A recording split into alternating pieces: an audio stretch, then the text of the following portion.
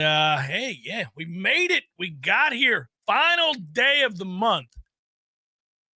I don't know why. I just don't like February. I'm ready to get the hell up out of here, February.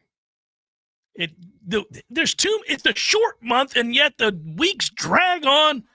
Get the hell up out of here, February. I feel like January is far longer than February than just the 3 days. It is. I got you. I know. Lots of people note that. January feels about 42 days long.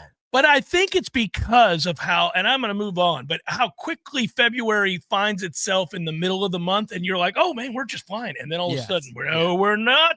We're going to grind to a halt. I would agree with you there. Yeah. Yes. February 1 to 14. You're like, holy hell, the month is halfway over. And you get to FSU opening day. That's it. And then, well, the other problem is our men's basketball team is not doing the heavy lifting like the women's basketball team is doing. Boom, last night, ladies. Well done. Pretty cool, right? 86-81, first ever win at Notre Dame. Second all-time against the Fighting Irish. I didn't realize that. What are we out here doing? Screw you, Notre Dame. They're not that good. We shouldn't feel that. I mean, we shouldn't be that poor. They had Muffet McGraw. They did have good old Muffet McGraw. We're now 23-6, 13-4 in the ACC. Notre Dame 24-4, kind of reeling with 2 straight losses, but good for the ladies. You know what was great? The celebration video. Love that. Love those videos. Always do, especially when it's our girls or our guys doing the celebrating. Love to see that. And, well, quite frankly, it's a good place to lead. You were right to toss that up because, look, Florida State plays on the road against Duke and Cameron Indoor. We've won twice there in our program history for the men. That's going to be an ass-kicking in all likelihood, although I will document the two because they were both awesome. Both awesome. Should be 3. Yeah, should be. But for what happened with the ladies, first of all, Denia Latson coming back. Yes, all right, good. Everybody good? Good to see health there. But when you get that win, it sets you up nicely because you're now doing things. You have, if you close out the regular season with another win, and it would be a ranked one against Duke, you end up with the double bye as either the 3 or the 4 seed in that ACC tournament, Tom, and that is coming up March 5th through the 9th, and vastly improve, potentially, your seeding. And look, let's just be honest, for as good as the program or consistently solid as the program has been is probably a better way of saying it. They've struggled their ass off to get out of the first round. And it's kind of, frankly, why I've been sort of lukewarm. Like, well, do something. I mean, let's do something here. Let's go on some sort of run. But one of the ways you can go on a run and not just win an occasionally really cool regular season game is when you have better seeding and you have an easier matchup. And they are in position now, especially if they get a win against Duke, to have much better seeding and put them. And we know, and this is true, and it was on display again the last 2 days, in the women's game, the upper seeds generally take care of business in a lopsided way against the lower seeded teams. Even though the competitive balance is closed to where it's not a joke anymore, it's still very one-sided between the haves and the have-not in women's college basketball. You watch teams. There was a game the other night where a ranked team, like ranked 23rd, lost to a 12th ranked team by like 40. I mean, that shouldn't happen, but it does happen there. And so you need to put yourself in a position. But not this case, where you might be just barely in the top 25 playing the number 3 team in the country on the road, and you say, hey, get you some of that. Get you some. You know what, though? You set back, you suffer the setback 86-81, but at least you can be released into this beautiful town of South Bend. What a good time of year for it. It's perfect. Just the end of February. Yeah. Absolutely enjoy the night in South Bend. Yeah, you can go out, you see a lot of the mud, get a glimpse of the mud and the cast of darkness that hangs over the town. It's a town. Hangs over the town with the mud and the seemingly omnipresent pseudo slush ice mixture of mud and ass that is your yard and street and corner. followed by weeks on end of more unbearably cold days, followed by unreasonably cold nights, and a glimpse of the sun ever so infrequent. Yeah, that's what you embrace. Well, you stand when you're outside. in South Bend. You're in your driveway, living in South Bend, Indiana, and you get this feeling. You just look around and you get this feeling, and it's actually the motto for South Bend, which is "This is it." That would be great, right? This is it. This is our dump of a town. Yeah, this is it. It's not their dump of a town. It's our dump of a town. Just you take it in. You look around. Yep, this is it. Yeah. And then you open up the bottle. You say, what are we doing here? I'm going to O'Rourke's. That's where I'm going. I'm getting the hell up out. But hey, good for FSU, man. 23-6, 13-4 in the ACC. So keep on keeping on. More big wins possible. Make it happen. Well, I bet they couldn't get out of there quick enough, right? Get me on this bus and get me out of this dump of a town. Yes. Yeah, that would be the play. I was just there again this year. And I know you chose, I'm going to pass, Jeff. I'm going to pass in the midst of a 2-10 campaign, and I'm going to pass. Also, to find a reasonable flight, the schedule would have been absolutely absurd. Yeah, no, there was a lot of reasons to say no, but I had already booked it and then told the kids they were going. So. Well, you guys had built something. Yeah. For me, it was, how do I get back here at a reasonable hour on the East Coast? And it would have been, well, you leave the dump of a town, losers. Oh, because that's going to happen. Yes, by a lot. And you probably may as well just go to the airport and sleep there for 4 hours before you get in your plane. Nah, man. No, we're going to pass. Well, I went.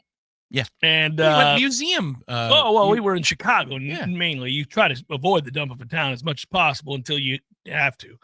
And then, you get what you need in South Bend within a few hours. You're there. You can tour the campus. It is historic as it is. You get the opportunity to go and look around a little bit, and then all right, you're ready to roll. But even when we pulled in, I was like, golly, it still sucks here. That's the first thing I thought. It'd been a minute, because I was there in 2018 or whatever it was with you. And and we got off the bus in essentially a town. In town. It wasn't campus for the tailgate. Remember, the bus is kind of parked on the side of the road, sidewalk. Well, they did the same here. They did the same thing here. You just arrive in town. You don't arrive on campus and look at the you walk over. Yeah. Well, we were in a yard. Yeah. Some dude's yard. Right. Yeah. You're seeing street corners and sewers and so forth. Yeah. And then we walked on over into it was something. This is it. South Bend, Indiana. It's a fine institution of higher learning. That's what you would tell yourself every day for the 4 years you were there. We got to get out of here, get our degree, and roll. And Holy Cross isn't that bad across the way. Anyhow, way to go, Florida State. Baseball tonight. Let's see what happens. I would think good things. You've got the man on the hill. And, hey, it's Georgetown. Who are we kidding? You feel pretty good. But you also feel good about the fact that weather is nice. Weather is nice. We should be in good shape. It's an 8-0 baseball team, which is taking care of business against teams that they're better than. This is another matchup against a team that they're better than. And you have arguably the best pitcher in the country who will be doing the dealing. Stick him in your mouth and suck him. Right. There's going to be a whole bunch of that. Let's hope. I would think. And take care of business this weekend. Soon, we're ratcheting it up a little bit. But I also, hey, look, this week was not fruitless in that 9-6 win over Jacksonville the other night. Not only did you extend your win streak to 8, but you got to see some arms and some guys that you were now excited about every time they come out. I mean, Chris Kinnear got that save. And you also saw Evan Crest have to fight through some shakiness early, and he did. Probably a bit of emotions there. I would think, right? Yeah, you saw that. You saw them, BJ Gibson had a game, got in, played well. You saw a little bit of power from Delamalure and, just like cool, some things that are exciting. By the way, we're all-time, just if you're listening, Matt Millar, as an aside, 136-42 against Jacksonville. That's a whole lot of kicking of the ass is what that is. There's no reason to be as hand-wringing as it is. Still, that is 3 fortnights of losing. That's but you put 136 times. Yeah. 42. Goodness. You play them a lot. Yes, that's true. Also, we're 49-28 in road games there. We won 5 in a row there. We have 28 losses in Jacksonville. Holy That's cow. why he's frightened. That's why. I mean, that's a February. It's a full February of losing.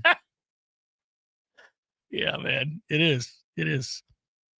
Latest update on Gene Hackman's death. Uh-oh. What's going on? All right. So they were partially mummified. They'd been dead for some time, Tom. Mummified? Partially mummified. Now, apparently, the mummification process happens relatively quickly, and it's not exactly what you think it is. Her face, the woman's face, the classical pianist that he was married to, it was already swollen, and her hands were beginning to mummify, and his were as well. So they deduced that they had been dead for probably a couple of days. So that's how quickly, depending on the conditions in the house or the weather, wherever you're at, that's how quickly mummification occurs. That's a term that's used for rigor mortis? Sort of, yes. To me, mummification, I guess that's you thinking of the Egyptians. I'm thinking of embalming. No, yes, no. You know. Now, that would have been something. Right. If they were embalmed. Right. Yes. Well, look, this got off to a really weird start yesterday. So also with career Hollywood types, you never know, especially with the dog being dead. That's the problem I have here. What's going on there? There were 3 dogs. 2 were alive and 1 was dead. Oh, 3 dogs. The one of the dogs that was dead was in a closet, but not locked in a closet, just dead in a closet.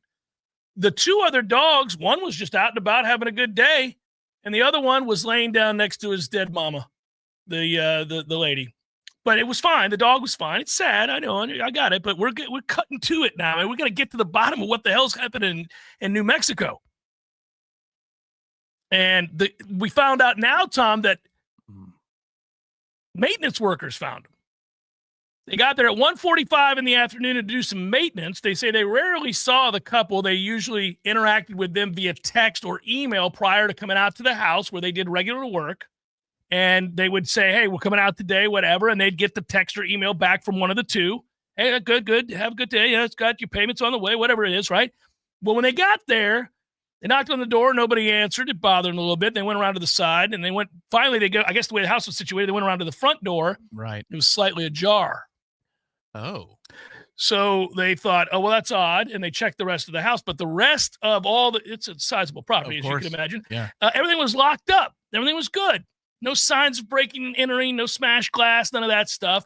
But they immediately went, I don't like this. And they peered in, and they could see a woman laying by the bathroom. So then, they called the police. Oh, no. On the floor. Yeah, she was on the floor. So they called the police. As one does. Yeah, immediately. Yes. Like, well, we got a body. Call the police. Everybody stop what you're doing. This is not good. So they did. Police came out, searched everywhere. And they still have a ton of questions. Nobody knows what the hell's going on. He appears to have been dead for days. Both people were absolutely fully clothed. Okay. And he had a pair of shades next to him and a walking cane, like he was preparing to go out. And just plopped down, dead. She fell down in the bathroom, fully clothed. Boom, she's dead. And the door was ajar. Of the front door. I'm shaking off that image of a loyal dog laying next to its own. Sucks. That's not cool.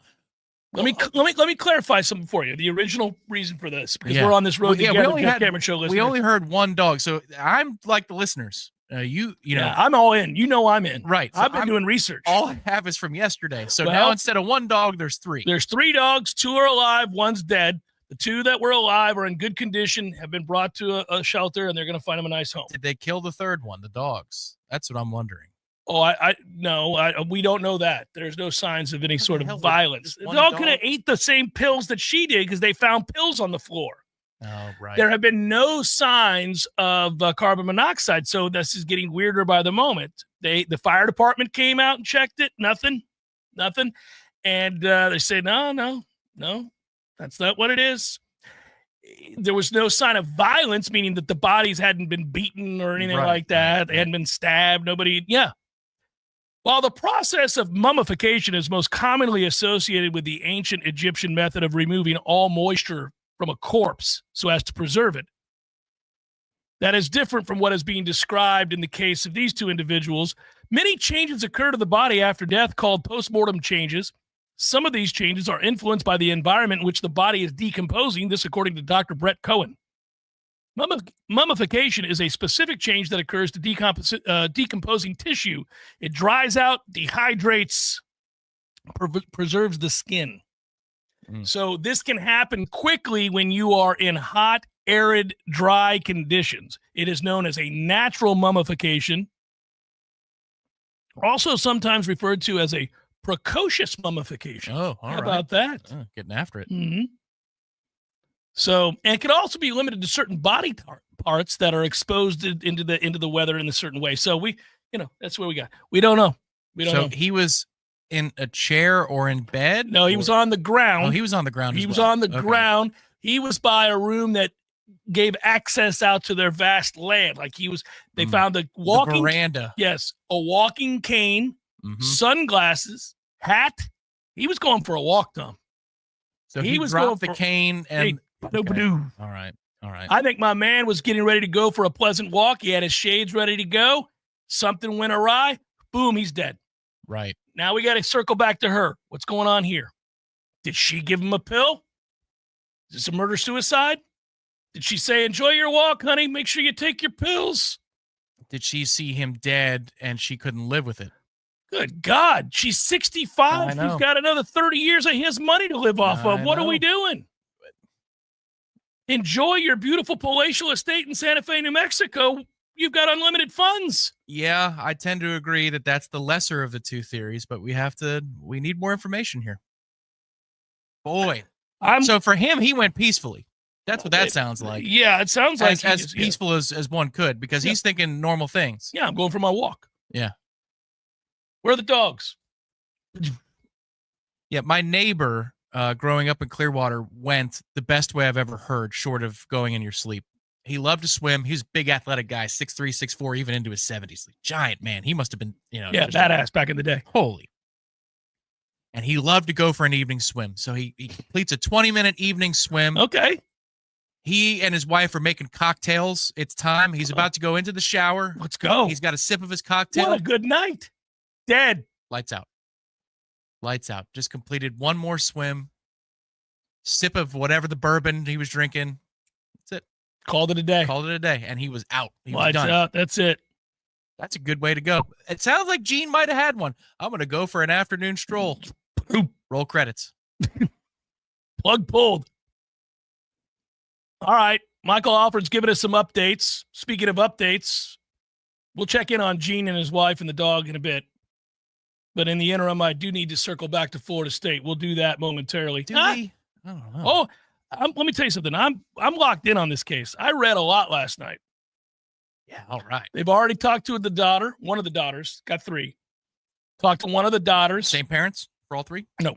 Yes. Yeah. Same mother, his previous wife. Now, his previous wife and he were together for a very long time. Yeah, in the 90s. It was a good marriage. Good marriage. Everything was okay. And then he married this one in the 90s. Yeah. So long relationships. Yeah, no, nothing. And she was a world-class pianist. I didn't realize that. He wrote 5 novels, was a pilot, had been in the Marines, lied about his age so that he could become a Marine at 16. He was painter, writer, actor, musician, learned to play saxophone for the Conversationalist in 6 months. Oh, wow. This dude he was an artist. A Renaissance man. Yeah. Hence the palatial estate in Santa Fe, New Mexico. He's like, I got to get out of Hollywood. I got to do this thing up. The dog didn't like him as much, though, clearly. Well, he probably couldn't feed the dog as well. He was 95. He had a cane. Probably struggled. More of a threat to him than anything. The dog. If you trip over that dog, that's it. Maybe he tripped over the dog. I don't think so. Dog couldn't live with itself. Went to the closet. So what? Did she come around the corner? Oh, he's dead. I'm going to pop pills. Come on. Oh, the humanity. Yeah. Nah, most people deal with things a little better than that.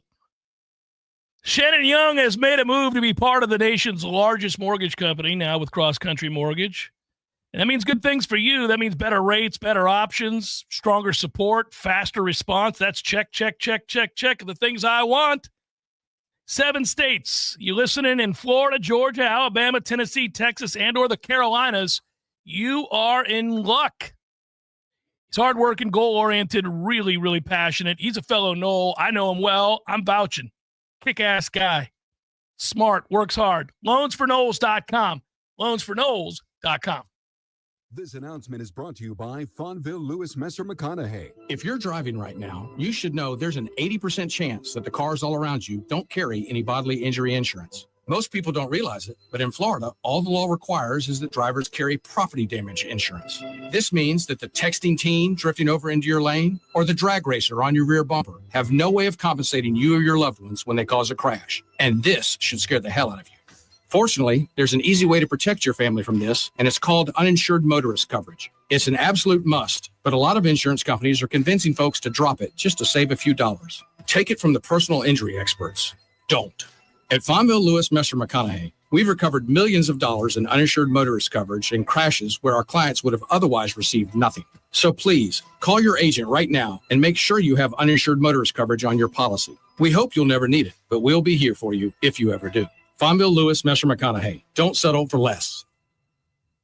Hey, no fans, our partner ISF Inc. is a national management and IT consulting firm located right here in Tallahassee, Florida, solving the future for state governments through strategy, process, and technology. As a trusted advisor for state governments, ISF knows the importance of defining a clear and detailed strategy. Our friends at ISF can help your organization create a strategy that sets you on a path to success. ISF, your vision plus our expertise brings your brilliant ideas to life. Visit ISF.com to learn more. ISF, solving the future. Florida man, what's wrong this time? Well, it's my alligator Hank again. It's so dang cold, he's been digging all these holes in my backyard trying to find some heat to keep himself warm. But he doesn't want to come out to eat, so I have to yank him by his tail. Now my back is killing me again. Poor Hank. I'm really sorry about your back pain. You have any idea how hard it is to pull an alligator out of his heat hole when it's colder than the polar bear's toenails outside? Not to mention the added weight of the gold chain I bought Hank last year for his birthday. Well, it's time to get you back in to see the doctors at Fenn Chiropractic. You can book your appointment online, so there's no waiting in the cold. You're right again. Look out, Dr. Finn. I'm coming in hot. At Finn Chiropractic, they'll get to the root of your pain and deliver the solutions. Book your appointment online at finnchiro.com, and you'll even get an online discount. Visit finnchiro.com today and find your path to a pain-free tomorrow.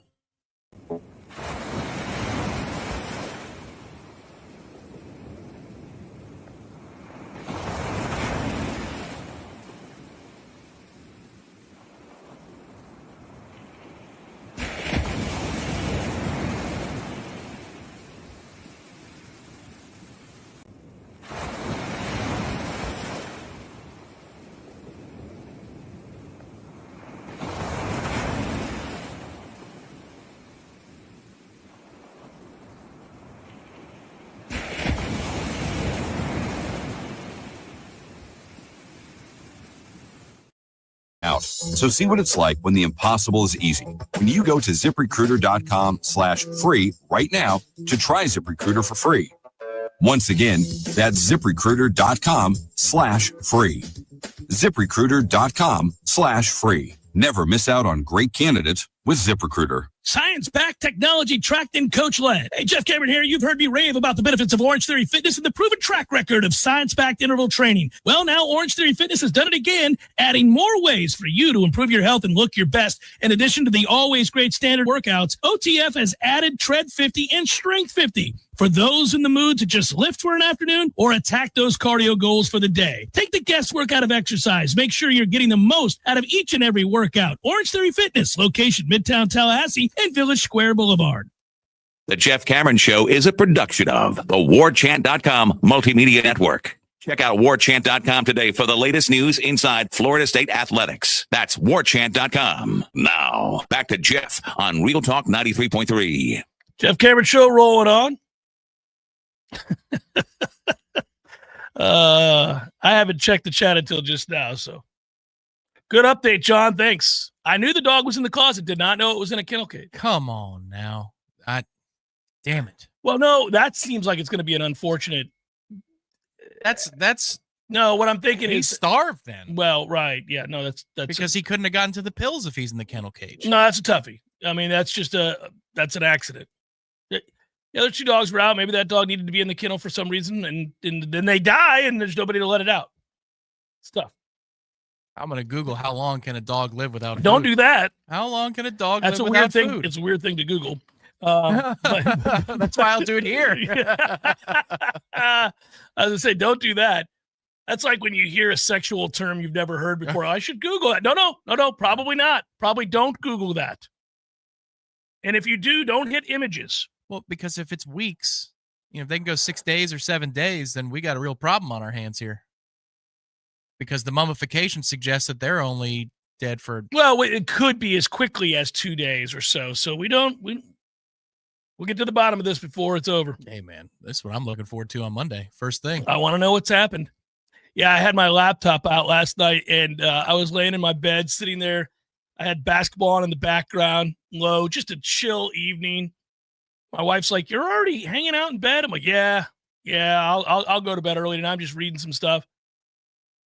And then she's like, "What are you reading?" I go, "I'm taking a little deep dive into this Gene Hackman situation." It's like, what? Why? I like Gene. I'm bothered by this. I thought he passed in his sleep. It was going to be a good way for a 95-year-old legend to go. But instead, he's on the floor face first. Wife's dead. Dog's dead. We got issues. I got to know what's going on here. Not all celebrities are equal. This is one that we got to make sure everything went down properly. That we don't realize that Gene's been offing people with pills. He's been doing it. We don't need that. Gene Hackman had apparently for 40 years been finding a way to help people overdose on. Oh my God. Dr. Death. Incredible actor through and through. Ira Chappelle wrote for our own Warchant.com. FSU AD Michael Alford gives updates on Doak Campbell construction and ticket sales. Go to Warchant.com to read the story. I'll touch on some things here. It's like right off the bat when you read with just over 6 months remaining until Florida State football kicks off its 2025 season against Alabama. Athletic Director Michael Alford gave positive updates to the FSU Board of Trustees on Friday about stadium renovations and ticket sales. Said the stadium project is on track, will be completed by July, and added there will be a grand opening event. Smart. There it is, Tom. We were just talking about this yesterday. Yep, we're on it. Grand opening event scheduled before the season opener. Good idea. Let's make sure everything's working here. Let's go. We can't have, hey, grand opening, come on in. Oh, that's not working? Bear with us. No, the game's starting. I want my Coke right now. Let's go. Trying to get to my seats. Sorry, folks. The CO2 for the keg doesn't work, or there will be no beer today. So, we know that they have been trying to get folks to buy in season ticket packages, premium offerings, Tom, sideline club selections. Said the West Sideline Club seats are sold at 92%. That's 2,174 seats. The Dunlap Champions Club, 82%.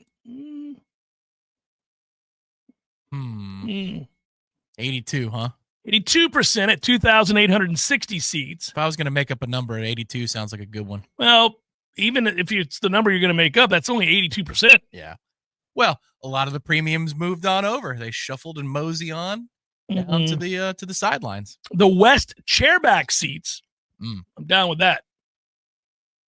I think it's mesh. Oh, really? Yeah. Okay. Yeah. I think breathable. I think it's breathable mesh. That's important. Yeah, absolutely. Those have gone up. They've only recently been up for sale. Only recently. And they're at 29%. They're just started going on sale. So 29%. That's at $2,379. You know what I'm hearing right now is that the Champions Club is actually going to be a very good value on game day on the secondary market. You're probably right. You can now get in there for less than $1.50 for a good game. You could probably get in there for a decent rate. Nice. Alfred says that they've reached and exceeded the projected capital gift commitments for both the West Sideline Club, that's $28.6 million, and Champions Club at $28.9 million. The Seminole Boosters have been sitting down with the existing season ticket holders for over a year in the preview center near campus to show them. I know this for a fact. My father was invited in to see what it is they have, to show the entirety of the renovation process and where you could go. He was impressed by the presentation. He actually was, and they invited me to it and said, would you like, they knew my dad was doing it, and they said, you want to come on in here and maybe talk about it? And I was like, no, I'm good. But I did get the answer from my father. Why did you determine? I didn't feel like driving over there. I mean, I knew what it was going to be. I got a couple calls. Good. It's Wednesday. Don't feel like it. I'm all right. Maybe some other time. Really, that's how it happened. I got a very nice voicemail asking me to come over and check it out. And, that way I'd be fully informed as to the options that the season ticket holders have. And all the talking points. Yes. Absolutely. That's the part that was not mentioned that I knew was coming. Alfred went on to say that people are very excited about the upcoming season. I anticipate when spring practice begins, people will get even more excited about the future of Florida State football. And he did go on to say that he thinks it's going to be the finest stadium in America when it's all done. And that standalone football facility should be completed by August. That was another update given. Ooh, well, that's cutting it close. That is, but I'm telling you, I believe that. I was over there, again, for baseball, and it looks pretty close. I mean, they're close. We need to not have an extra rainy season, because then you lose days, right? Yeah. It's not as bad as building a golf course. I know that I think you lose 2 days for every 1 day of rain, something like that. But, yeah, August. At least we don't have a game in Dublin this year where you're starting camp in, mid to late July. So they could reasonably be using the football-only facility by the time camp starts. Well, I think they're saying here, by the way, that we will have already been practicing and that they will not move into the facility officially until the September 7th-ish. So they won't be in yet. Okay. That's okay. It's somewhere close. As long as it's presentable when people come here. If they get in a week after the season or whatever, I don't care about that. I mean, that's just whatever. The guys aren't living in a lap of luxury just yet. Yeah. I just wanted our post-practice media availabilities to be in some sort of Oregonian theater, if you will. Oh, soon enough. It's the Jeff Cameron Show, 93.3 Real Talk Radio and Warchant TV. Your local news now. A jury found a Tallahassee man guilty of a deadly holdup on Thursday. 25-year-old Keith. Listen, we're all trying to get it together with our finances. We got to make sure that we're not paying out monies to people that we've forgotten about from years ago. I'm especially guilty of this, have been for a long time. And, sometimes you get a subscription in one place using one card, then you get a subscription in another place using another card. And most of the time we do it because we just want it to be temporary. We're saying to ourselves, well, I don't have that service or I don't have that thing, but I'd like it because there's a special offer going on right now with that service or thing. Maybe I'll jump on board and see what it's all about. People have been talking about it. Maybe I'll just watch that thing and then I'll cancel because I've got a free 30-day trial of this thing. Or maybe it's a different kind of service, whatever it might be. And all of a sudden you say, I'm going to pull the trigger on that because I can always cancel. But you forget to cancel. And the next thing you know, you look back on it and you think, good Lord, I'm paying out money all over the place. Rocket Money is a personal finance app that helps find and cancel your unwanted subscriptions. Boom, monitors your spending, helps you lower your bills so you can grow your savings, which is a good thing. Rocket Money has over 5 million users. They've saved a total of $500 million in canceled subscriptions. saving members up to $740 a year when using all of the app's premium features. Cancel your unwanted subscriptions. Reach your financial goals faster with Rocket Money. Go to rocketmoney.com/gameon today. That's rocketmoney.com/gameon. rocketmoney.com/gameon. Going out to drop water on the fires. Guys in the unit were preparing for firefighting with local fire crews. At that moment, I got my first taste of just how important the Guard is to my community. See how the Guard can be an important part of your life at nationalguard.com. Sponsored by the Florida National Guard. Aired by the Florida Association of Broadcasters and this station. There it is. Haven't seen this guy since, what was it? Oh, shoot. U2 at the Sphere in Las Vegas, baby. Hey, how about that, man? Wasn't that fun? Good show. Good show. Everything about it. Nearly perfect. Nearly perfect. I had everything I could possibly want. I wanted one thing, couldn't find it, and I looked everywhere. No Cubans.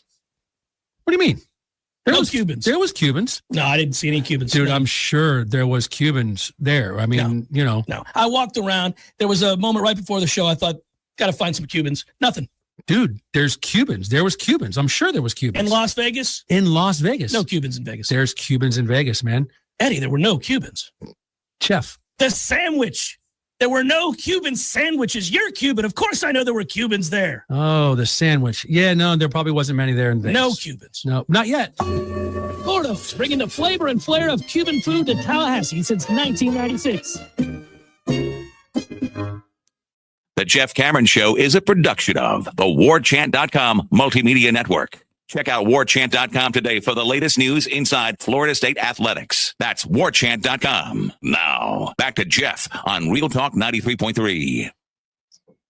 I am getting kind of excited about, admittedly, excited about the stadium. It seemed to be this mythical thing for all this time. It's been talked about forever. I remember the first designs that they ever rolled out. I remember them kind of showing artist rendering. You recall that? That's a few years ago now.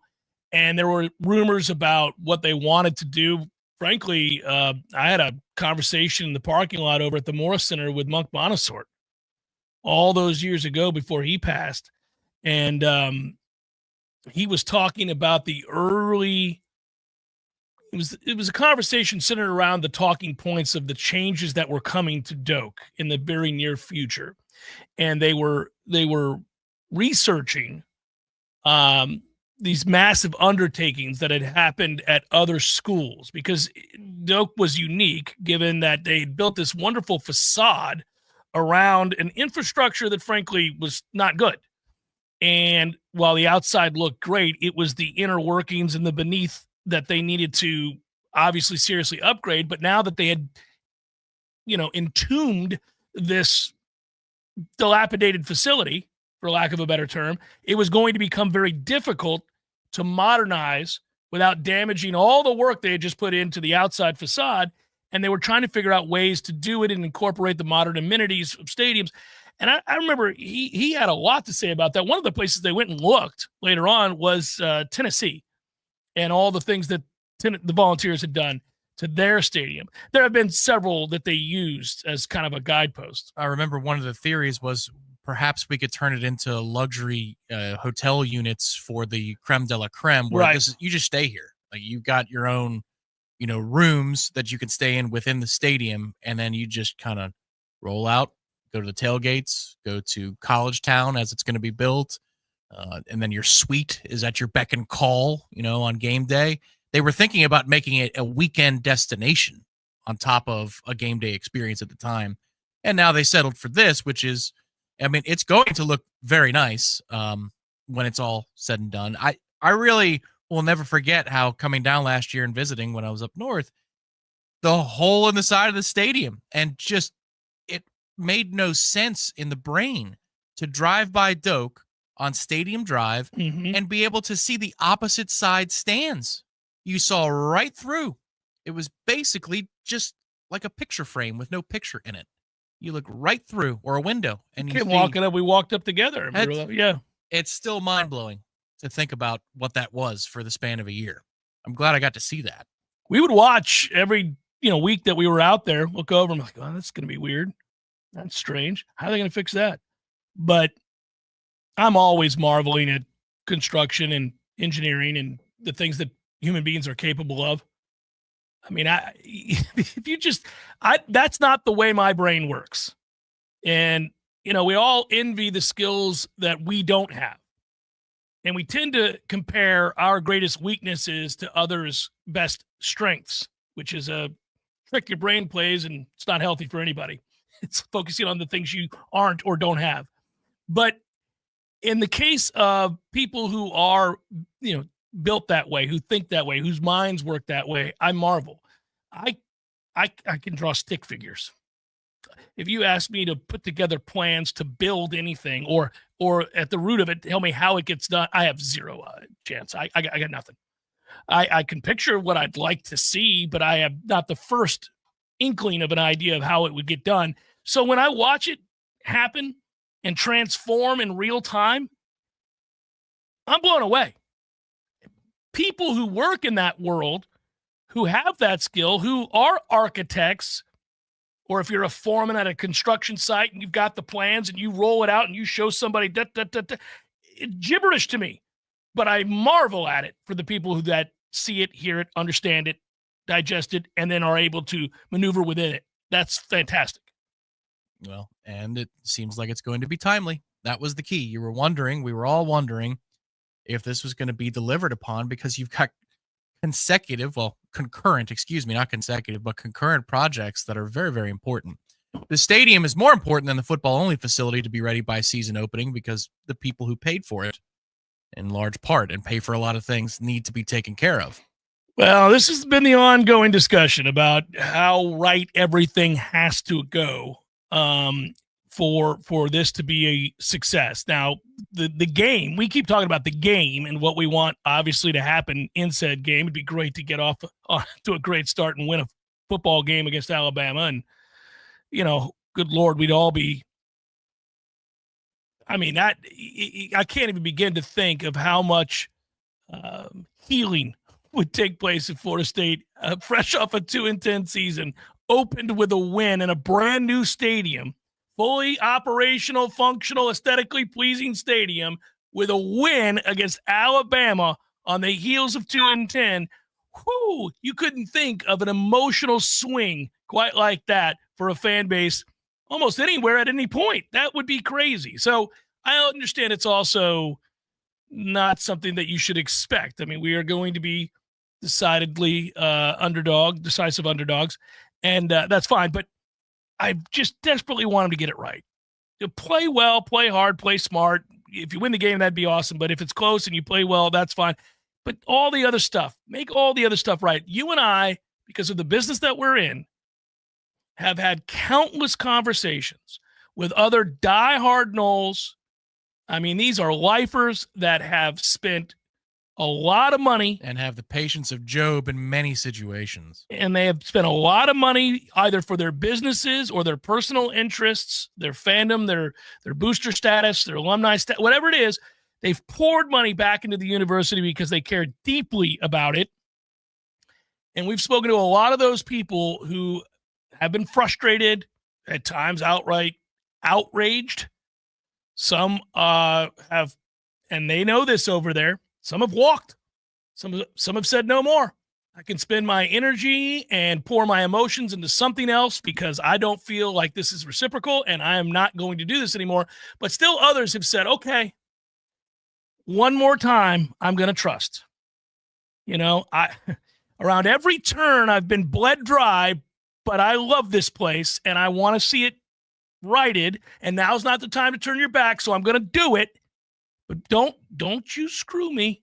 Don't you get this right now. Yeah, make me proud on that first game. The statement of one more time is, I can't describe how damning that is in the first place, that a statement like that is uttered, but it has been. Yeah. One last time, one more time. I can't imagine how it got there for several people. And that's not 2-10 talking. That's got actually little to do with 2-10. Right. No, that's a different conversation. Yeah. That's where it is game day for everybody in that organization. Everybody in that athletic department. Yeah, more than Mike. Right. Mike is waking up, the players are waking up, and so are the coaches, and they're thinking about this is a big day. The admin that day, are all waking up in the same way. It's a huge day. Can't miss.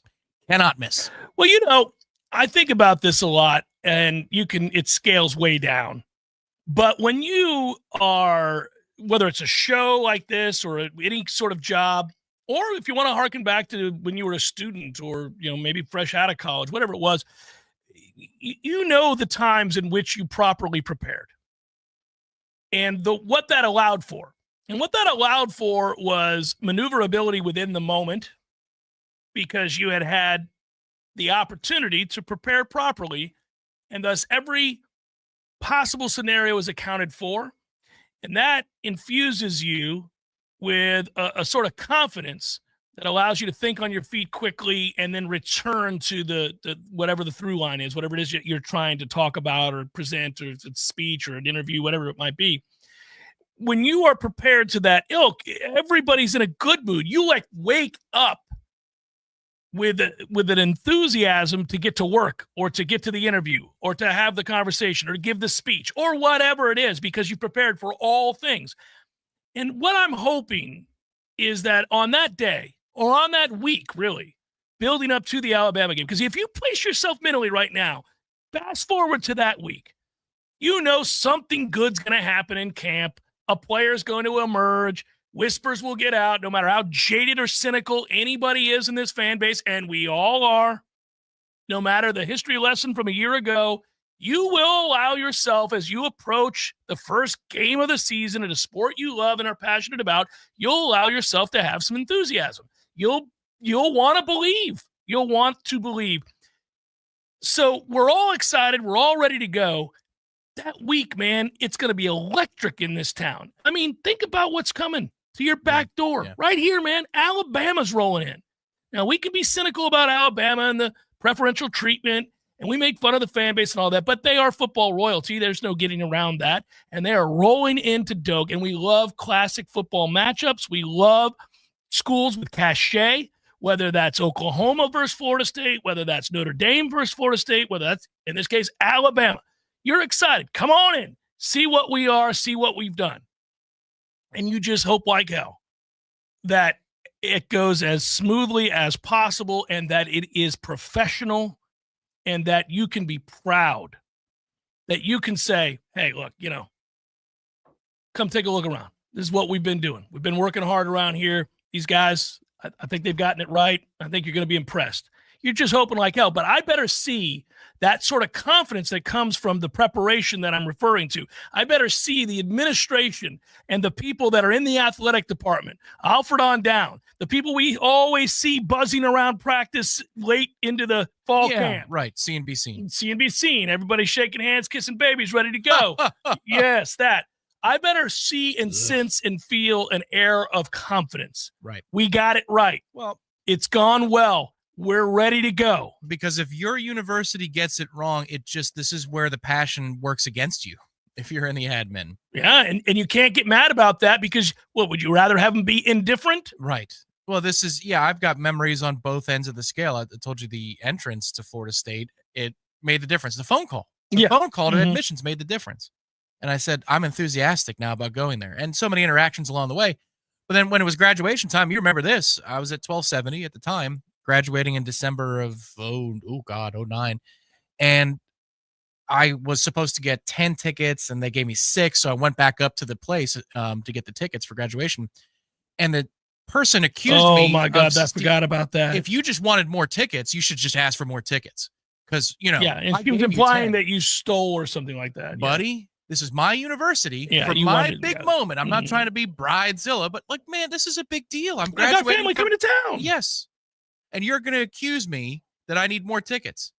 I'm still chafed about that. And I took it to the Downs. I said, where's your manager? We're going to watch the tape together and you're going to see. We're going to watch the tape. No, I want to see the security tape. And they would not. They just gave me the tickets. You understood that no, I'm not stealing graduation tickets anyway. But that's on a small scale. Yeah. I gave but book money and tuition money and maybe some money to vending machines and the hot dog carts. If you're giving $150, $250, $1 million to the university and you feel like I felt on graduation ticket day, man, you ain't coming back. So they got to get it right. They definitely got to get it right. They definitely got to get it right, and I'm crossing my fingers that they do. And they might. And it sounds like from that report that they are on track, that they are good to go. Now, I don't think he would have come out and said, we are woefully behind. This is going to be a blank show. I don't think they would have said that. I am disgusted and very concerned about the lack of progress. Can you imagine? Right. Heart in your throat moment? Don't ask, guys. Yeah. Don't ask. Please. Right I know now. you're all curious, but I've got nary a good thing to tell you right now. Maybe in another month. If you want to hear 5 evidentlies, then I can give you the evidentlies and the whys. For all your commercial and residential roofing and construction needs, make sure you call T-Spark Enterprises at 850-766-1340. Doing it for a while, and they are here and around the surrounding areas. So we're talking about Quincy and Havana, Crawfordville, Wakulla, Madison, Thomasville, Bainbridge, Monticello, and, of course, good old Tallahassee. Yes, they're licensed. They are safety conscious, and they are your experts. That is T-Spark Enterprises. Check them out. License number CGC 1525336, CCC 13312. 04.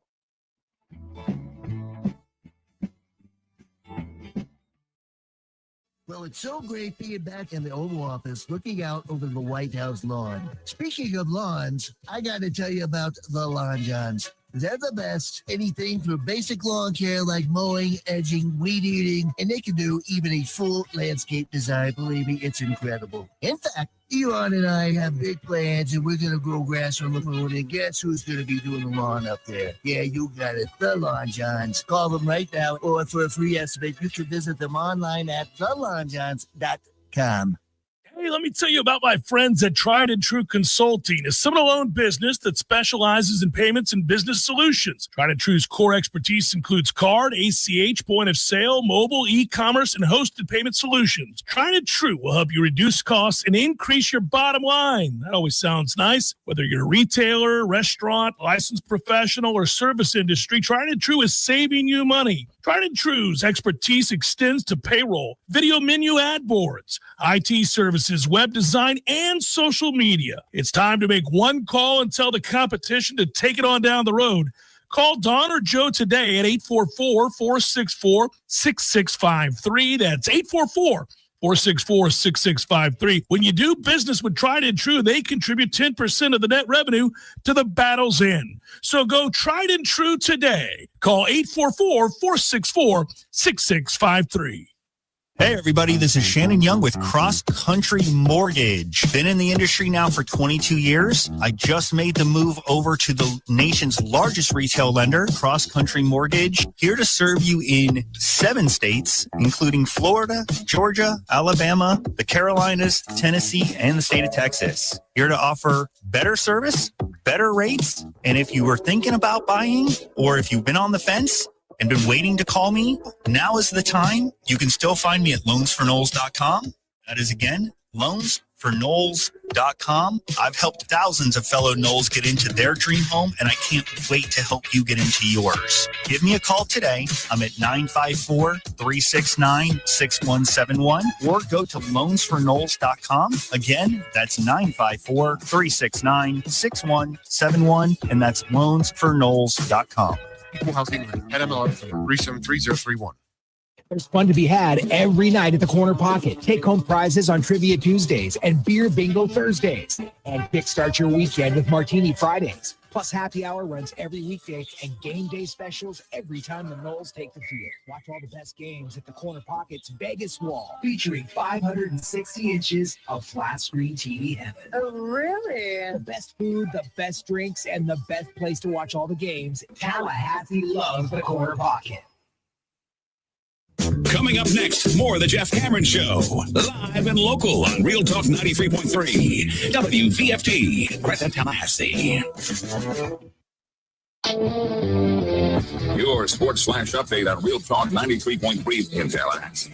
John Gruden is a Tampa Bay Buccaneer Ring of Honor member once again. He was removed from that in 2021 after he resigned from his position as the head coach of the Raiders after emails came out where he used racist, homophobic, and misogynistic language. But now he is set to go back into the Ring of Honor. He was the Buccaneers head coach from 2002 to 2008 and did win a Super Bowl during that time.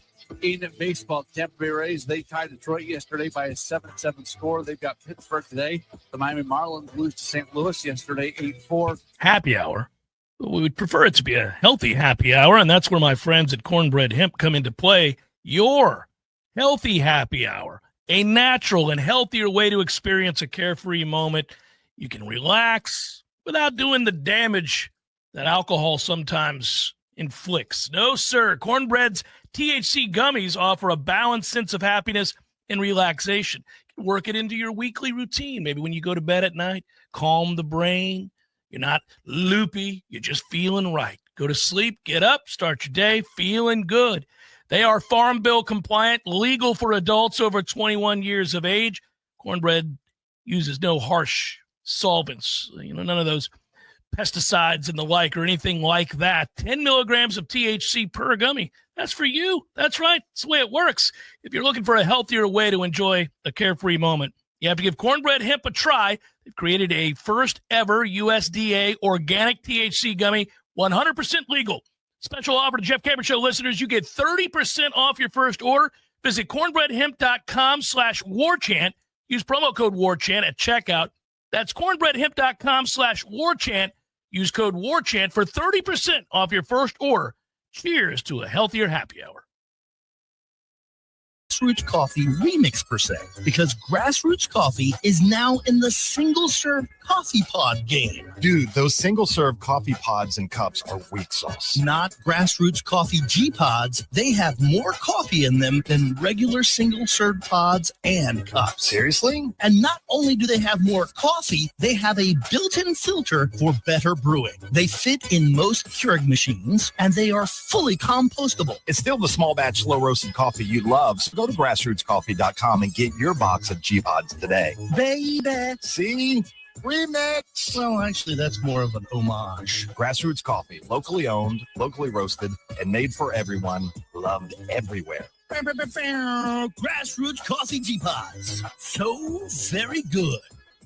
Games for Less, Tallahassee's largest selection of new and used games, as well as new and used consoles like Nintendo, Super Nintendo, Atari 2600, PS4, and PS5. You name it. Locally owned and operated since 1994, trade-ins are not only welcome, but Games for Less pays more for your trade-ins than the big chain stores. That's not all. Games for Less now buys and sells new and used vinyl records to boot. George loves the Beatles, by the way. Reserve all the new releases today at Games for Less, conveniently located in the Walmart Supercenter Plaza on Appalachian Parkway. Science-backed, technology-tracked, and coach-led. Hey, Jeff Cameron here. You've heard me rave about the benefits of Orange Theory Fitness and the proven track record of science-backed interval training. Well, now Orange Theory Fitness has done it again, adding more ways for you to improve your health and look your best. In addition to the always great standard workouts, OTF has added Tread 50 and Strength 50 for those in the mood to just lift for an afternoon or attack those cardio goals for the day. Take the guesswork out of exercise. Make sure you're getting the most out of each and every workout. Orange Theory Fitness, location Midtown Tallahassee and Village Square Boulevard.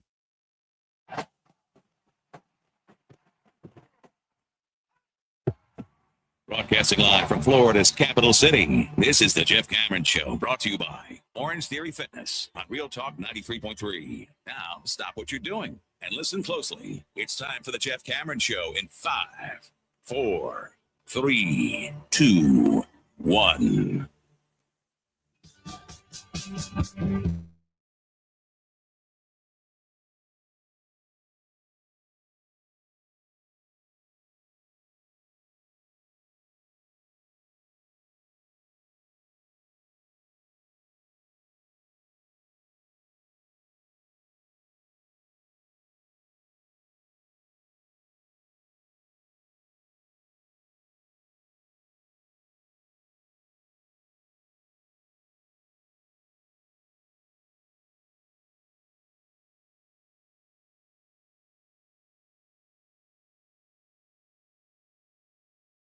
a cognizant classic in the Palm Beaches. Many moons ago, that course was very difficult. Apparently, it's not any longer. I was reading some about some of the changes. I wonder if they regret those changes, although it's playing tougher today. Obviously, yesterday there was a 59 out on the course, so conditions for the folks that went off in the morning were good. Yeah, this time of year, I mean, you can get extremely windy moments on the course and in that part of the state, and that would be the defense. Multi-tier greens, water, and wind. But if it's going to be calm, there's nothing you can do. They're just firing at it. I mean, there are some Masters tournaments that winner is at 15 under and some that they're at 8 or 9 because the weather. But it's a toughie when the leader is at 12 under after day one. That's true. That is true. It's a toughie. No, I bring it up because we got Knowles in the hunt here, and we got guys that are doing some things, including our own amateur, Luke Clanton, who looks like, as of right now, is in a perfect position, kids, to make the cut. And that's significant because if he does, he will have earned his tour card, and that is a moment to celebrate.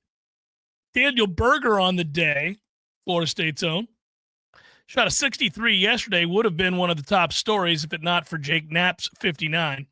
I will tell you that I thoroughly enjoy watching all of the highlights of Jake Knapp's round, and I do when he shoots par because it's one of the most beautiful swings in all of golf, and it is, that is tempo town, baby. It is something to behold. Anyhow, Berger's in second. He's 300 today. He's 1100 for the tournament. He's 2 strokes off the lead. Through 7 right now.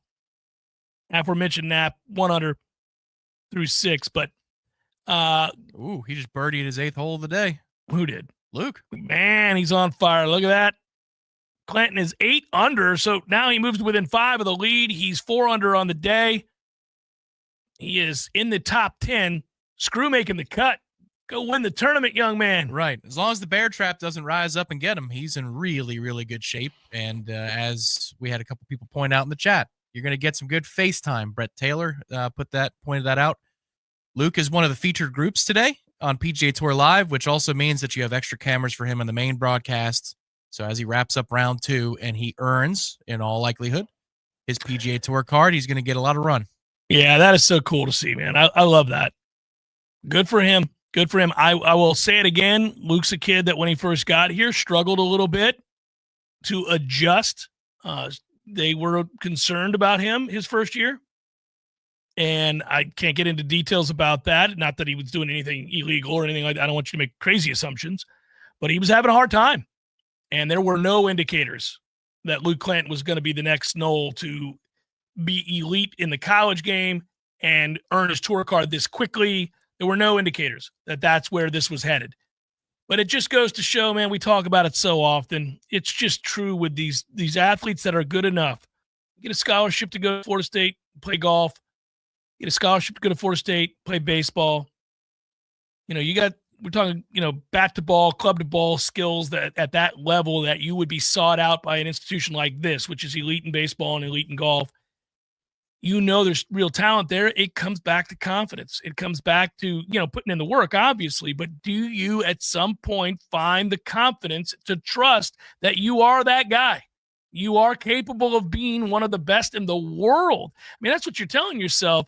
If you are on the verge of being a draft eligible player at Florida State and you are, one of the better players in the ACC, which is one of the few sports when that league is still dominant, still very, very, upper echelon. It's us in the SEC in baseball.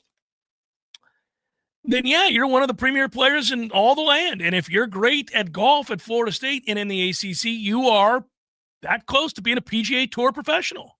And I would imagine if you're getting texts from Trey today, you'll be getting some from down there because he was at the WM. Yeah, it was a great moment, that hug as he got set to cross the bridge. That was real. That was real. Yeah, he cares. A real moment. Yeah. Yeah, he does. They're playing in Cabo on Sunday, so I imagine that means that Trey could pop down today and see Luke make the cut and then move on with the team to Mexico for their tournament this weekend.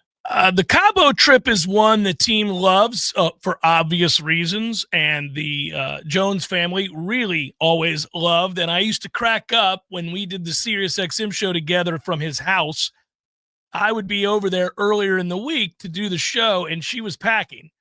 And I don't think she would mind me saying this. She would always come in and offer up me and Trey at the end of the show a nice glass of wine. She was in good spirits. Would you like to share a glass with us, Jeff? We're getting ready to go to Cabo. Sure, yeah. You're in a good. I like packing my bags when I fly to Paris. It's fun. So yes, it warms my heart because I remember watching their kids when they were little. Now one's in college and the other's graduated, and they were getting set to go to Cabo, and it was always cool to watch. So they'll have that great trip. I wonder if he rolled out a few days ago and he's down there now watching golf. I would think he would pop down. Obviously, I think he would want to, but he does have a team to think about. Yes, no, it's true. It's true. There are a lot of Knowles, though. Daniel obviously is up there on the leaderboard. As of yesterday, Vincent Norman was pacing well. Cristobal del Solar was pacing okay. Yeah, we're going to need Vincent to get off his ass here. He's at even par for the day, and he's one shot back of the projected cut. Yeah, -4 cut. Yeesh. They're taking that course to task. One of the good stories yesterday was the walk along with Gary Woodland, who is now fully recovered from his brain surgery and is part of Full Swing, and they're going to document. They did document, and that has been released. I haven't watched it yet, but that's one of the good guys on the tour. I met Gary Woodland at the Masters, and he was the nicest guy. I've said that before. He and Justin Rose, incredible people. It was such a joy to talk to. But Gary, I mean, you would have never known. You'd have never known that. And at that time, it was before he had, the problems with his health, and he was riding high. He was talking about basketball when I was talking to him. He was just talking about the tournament, the NCAA tournament, and he loves college basketball, loves it, and just would talk about it nonstop. Golf would come up, and he'd redirect the conversation to basketball, and you wouldn't know that he was one of the world's best at the time. So anyway, yeah, like you said, several Knowles there. And crossing my fingers that they all make the cut. What's going on with Soler? Is he anywhere? He shot 200 yesterday, so I don't know where he is today. I don't see him anywhere. he just started his round. Oh, okay. I'll go find him later. He needs to do. Yeah, he's even through 2 today. He'll need to go 3 under, 4 under, for the day to feel good about playing the weekend. It's funny to watch. Those numbers were so good yesterday, and now you got a bunch of guys because of that are like, man, I went 200 yesterday. I'm 2 shots off the cut. This is ridiculous. It's a tough day. Shane Lowry's up there in the top 5, and he provided one of the greatest moments I've ever heard caught on a live mic. It's because of the accent, and I can't repeat what he said, but it started with F. And he was playing to I think it's the 15th. It's that first par 3 on the back that's over water. Mm-hmm. And he hits a cut into a wind that there's no chance he's going to have to re-tee. And he just said the F word with beautiful resignation from an Irishman. Oh, that's sound. Right. So I'll say book instead. Mm-hmm. Of the book. That's what he said.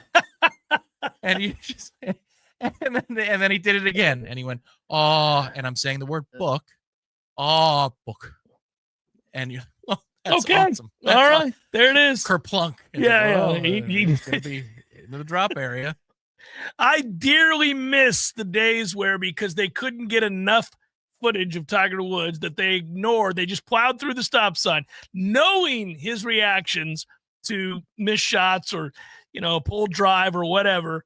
They not worried about that. They pretended to care about the audience. They knew exactly what they were doing. That mic was very clear, and we heard quite the descriptors over the years, and they're, he shouldn't. That's obviously Tiger's very angry. You're like, guys, right, you knew. Man. Here comes Ian Baker Finch. We do apologize. We do apologize. You don't. You don't. You know exactly. Meanwhile, Tiger's still swearing with a hot mic. We do apologize. And another thing. It's going on. It's still happening. Random topic, writes Seth.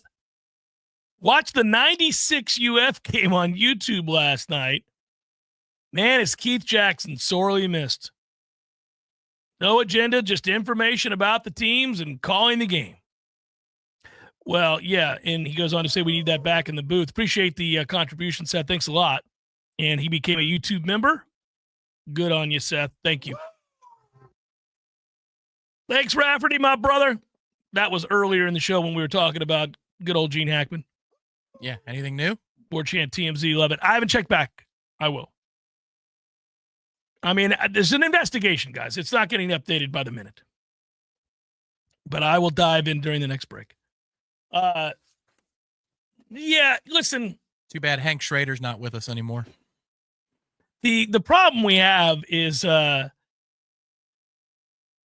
far as announcing goes, you now have these affiliations with the networks that are absolutely partnerships. I mean, these are partnerships. So there is obvious reason for those individuals to side with their financial partners. You're just not going to get that kind of objectivity. You're just not, it's not going to happen. And that's not the first of its kind. There are predecessors for people being shills. It used to be that maybe it was because of a gambling angle, people would surmise. But then I can remember all the way back to my sophomore year of college when Florida got a chance to play for the national title against Ohio State. And Ohio State, Michigan, people were clamoring for a rematch. Yeah. And SEC on CBS was not clamoring for a rematch. Well, put up also, graphic after graphic after graphic. The thing that stinks about that is that you wish they didn't have to do that in that moment, but it was absurd the way they talked about that game. They're like, oh, it's the best rivalry in all of sports, and no matter who loses that game, they should just do it again. I'm like, whoa. Losses have to matter. And that's why it's a great rivalry, because the two teams are good, and there's a lot at stake here. Now, I will tell you that is something that has been forever lost in the sport. I mean, you do recognize now where we've gone with this thing is that the crazy upset loss does not have the same reverberations throughout the college football world that it once did. I mean, we can all remember the Saturdays in the 90s, let's say, where you're going into Doak and there's a buzz in the air that so-and-so's down 20-17 with 9 minutes to play in the fourth, and you're going, what? They're done. If they lose that, they may drop anyhow. That may be it. You know, like that kind of conversation. There's no urgency to that anymore. I mean, Notre Dame played for the championship. They lost to Northern Illinois at home. That would have been a disqualifier back in the day. Absolutely. I think the frustration with that particular scenario in 2006 was just that Florida got to bite both ends of the apple. They got the rematch in the 90s, and then in this case, they were the benefactor of there not being a rematch, because who would do a rematch? Well, yeah, right. The Sugar Bowl in the 90s. Correct. A-holes? Yeah, no, it's very lamentable. I agree. Yeah. So they got to benefit on both ends of that spectrum. Very frustrating. But yeah, I think that there'll be a part of us, for those of us that grew up at a time where it's a smaller window too, because by the way, if you go all the way back to the beginning of the 90s, you have the most insane scenario by which Georgia Tech and Colorado don't play each other for the national title, and they end up splitting the national title. And Georgia Tech was not a draw. And so when the committees are putting the bowl games together, nobody wants Georgia Tech. And so I think you ended up in a situation where they played like the 19th ranked team in the country. And yeah, you ended up in this. This used to happen all the time, where you would have one would play 6 and 2 would play 14. 3 would play 11. 4 would play 9. And so it was ridiculous. Nailed it. Nebraska, number 19 in the country. I did nail it. Damn, I'm good. That's a instant recall, baby. 45-21 was the final score. Yeah, they played the 19th ranked team in the country. Now, imagine that system. That, too, was asinine. College football's been littered with asinine systems forever. Holy cow. So Georgia Tech's largest, well, most important regular season win in that national championship season was at Virginia. Yes, it was a huge game. I watched it. I remember. Virginia was number 1 in the country. Yes, they were. Wow. And Georgia Tech was number 16 at the time. At the time, it was considered a massive game. And I remember that game very well because all those years ago, I knew I was friends with the daughter of a guy who went to Georgia Tech, and anyhow, he ended up becoming the vice president of Raymond James. He had also gone to an Ivy League school, but Bo Godbold. But anyhow, the point of that would be he was a Georgia Tech guy through and through and had his Georgia Tech gear everywhere. Listen to this strange season. I'll be very quick about it, but they played Clemson at home, beat him 21-19. Mm-hmm. They tied North Carolina that season in Chapel Hill 13-all. Yeah, they had a tie. So did Colorado have a tie, if I'm not mistaken. They beat Duke 48-31. So I guess that was Spurrier, 48-31 for it to be that close. Virginia 41-38. They beat Virginia Tech 6-3. And that was in November when the games really, they were number 7 in the country at the time. Yeah. Wow. What a weird season that was. Yeah. The coach at that time was a legend. George Welsh was the coach at Virginia. And George Welsh was around for a long time. He was a really good coach, Tom. We're going back now, buddy. You're sending me down memory lane. But yeah, pull up Colorado season. Did they also have a tie? They had a tie, right? They had a loss and a tie. Yeah. What the hell? Yes. What kind of favoritism was going on here? They had a loss and a tie, yeah. So they tied Tennessee to start the season, 31-all. It was a nationally televised game. Ties were commonplace back in the day. Number 5 and number 8. And that game was on NBC. Then they barely beat Stanford, and they lost to Illinois at Illinois, 23-22. Mm-hmm. Huh? They lost 23-22. You're talking about a time where you have a coaches poll, you have an AP and a UPI. It was nuts. And you're talking about a time where the bowl system had these tie-ins, okay? And so when you go back, the ACC was tied in. The reason they played Nebraska, Tom, was that was a tie-in with the Big 8. And that is kind of the way it worked. You understood that there were these tie-ins. And sometimes you ended up having very unfortunate matchups where you weren't. I mean, BYU ended up playing a 5-loss. Go check this out. 84. I think BYU plays a 5-loss Michigan team in order to earn the national championship. I'll check that out in a bit. But yeah, they beat Notre Dame in the Orange Bowl. Did this Colorado team. Much better draw, and that's what the Orange Bowl wanted. Yeah, number 1 versus number 5. The Orange Bowl could have said to Georgia Tech, we're going to match you up. 10-9 was the final score of that game. 10-9. Yeah. What the hell? This is some backwards but this is my point. College football has always been screwed up. They've never really rightfully handled these things on the field very well. Apparently not. No. Pull up 84 BYU. No, we're trip down memory lane on a Libations Friday here. I was 13, so I think I got this right. Don't they beat like a 5-loss or 4-loss Michigan team in a bowl game? Well, Michigan was unranked. I'd have to pull up the 84 Michigan. Well, there you go. Wolverines. They were unranked. Michigan. I love you. I love this stuff. 1, 2, 3, 4, 5 losses. Yeah. How about that? Yeah. BYU ends up winning the national championship by beating a 5-loss Michigan team. And what happened at that time, the voters, Tom, screwed this up. Yeah, they played one ranked team, one ranked team the entire season. Here's what happened. So here's how I remember it, and I can remember even being mad then at 13 years old. They kept ranking BYU too high because they remained undefeated, and they had a high-flying offense and all that, right? So they kept moving up. So you knew that if the people in front of them kept losing, and some of them were going to have to play each other, that BYU was going to get inflated in a way that was ridiculous given that weak-ass schedule, and they were going to keep on moving up. And then all of a sudden, it was a disastrous scenario. Everybody lost. Everybody kept losing. And then all of a sudden, the AP writers and all the voters were like, what do we do? We have to keep moving them up. They keep winning. Everybody else is losing. We're just going to keep moving.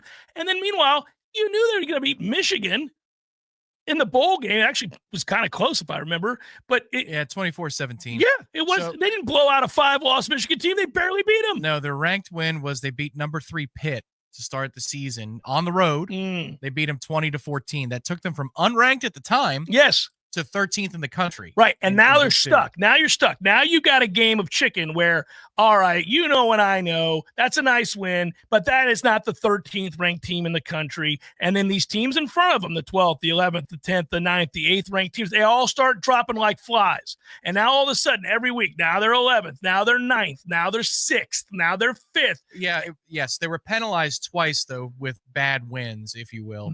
So they almost lost to Hawaii. 18-13. It's the sorriest national champion maybe ever. Yeah, they were dropped from 6 to 7 for that. And then they almost lost to Wyoming, your Cowboys. Yes. 41-38. And so they were dropped from number 5 back to number 7. But then they started to win. Again, people kept screwing up. They started to blow people out at that point. Lavelle Edwards. Sure. Famously, Lavelle Edwards, the head coach.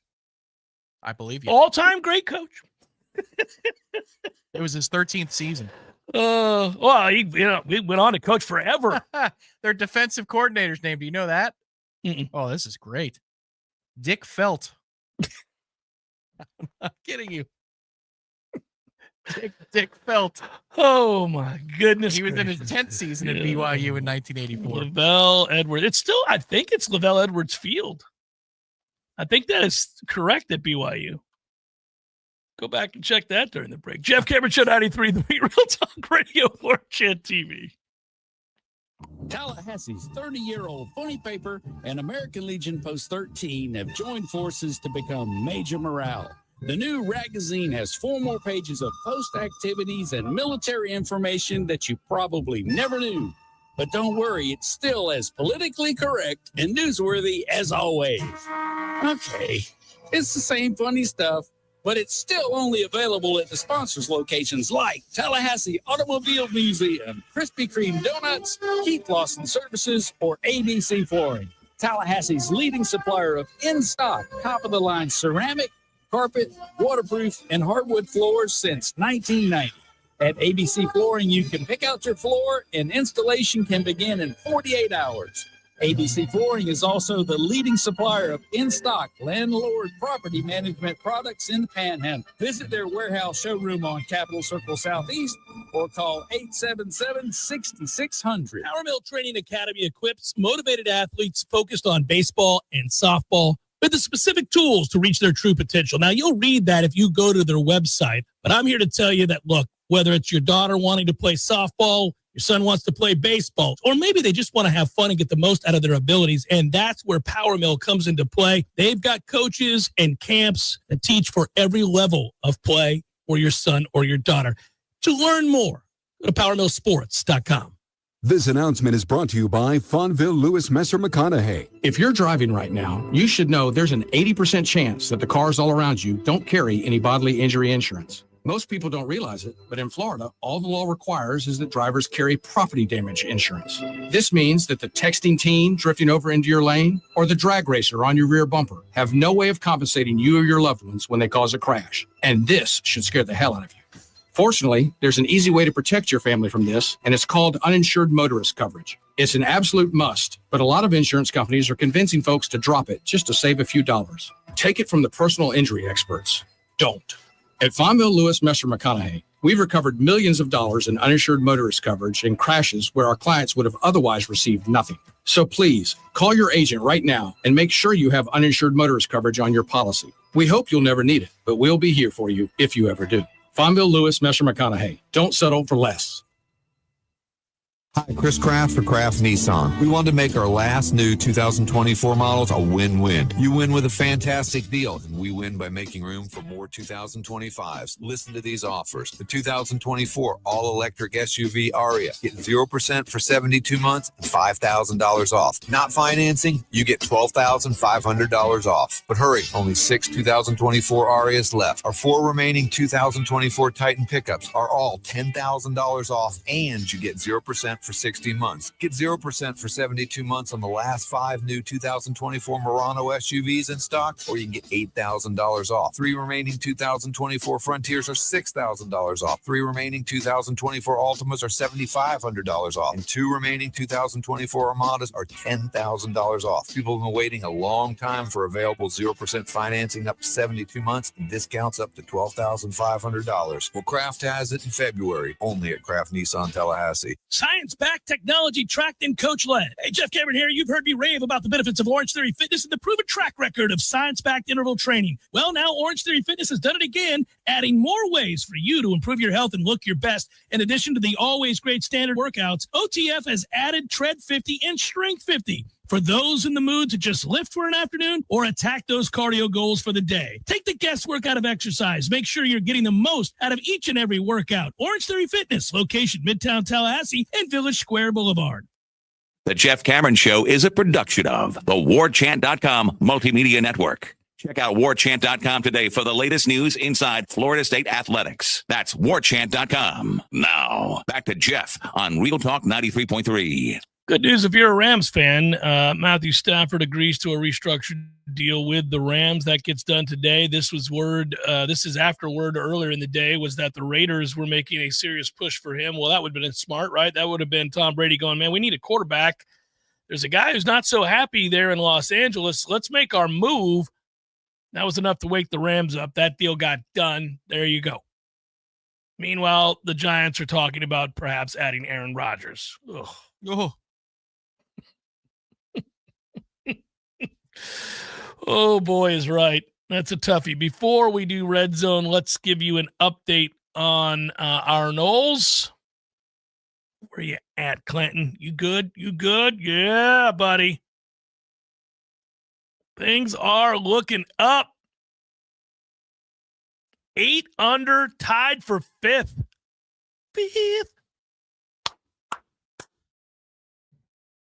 Pump for that kid. I mean, knock on wood. Be pretty hard not to make the cut at this point. And Daniel Berger is tied for the lead. Damn right he is.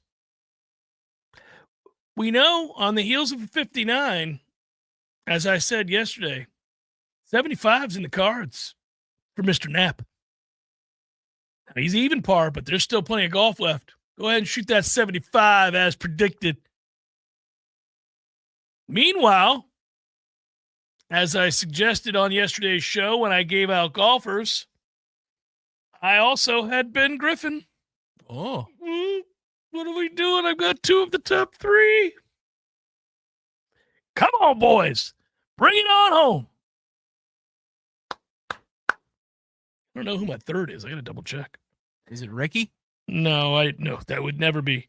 Not at this point. Is he playing well too? He is. Good for him. Let's see. I'll tell you who my 3rd is. It's great.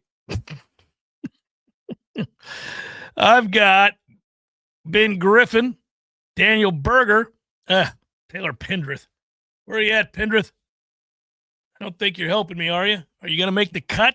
He will. Ooh, he's on the number, and he's done for the day. All right. Well, that 4 is going to be safe because nobody seems to be going that low. All right.